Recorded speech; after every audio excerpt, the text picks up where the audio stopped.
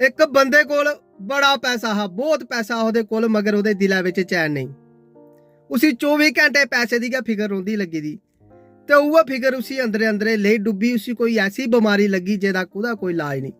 उन्हें बड़े बड़े हस्पताल डॉक्टरें ने दस्सिया, मगर उसी कोई फर्क नहीं पिया।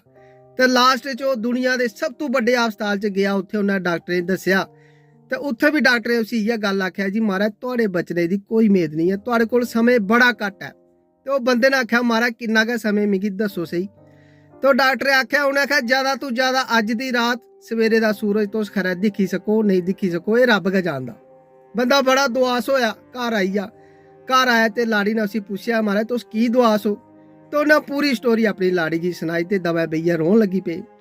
रोंदे रोंदे बंदा अपनी लाड़ी की आखन लगा कि मरदे मरदे ना लास्ट मेरी एक ख्वाहिश है। ते जनानी आखन लगी केह् ख्वाहिश है?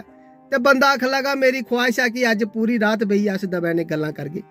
ते जनानी आखन लगी ठीक है कोई गल नहीं। शामी उन्हें रुट्टी शुट्टी खाधी ते बड़िए बिस्तरै ते ले पे गल्लां बातां करन। गल्लां करदे करदे जनानी बेचारी अख लगी ते बंदे ने उसी ठुआलेआ ते पुछन लगा, आखा यारा मैं तुगी गल्लां सना दा, तू सोआ नहीं? ते जनानी आखन लगी केह् करां, तुसें ते सवेरे उट्ठना नहीं, होर भी कम्म बथेरे न।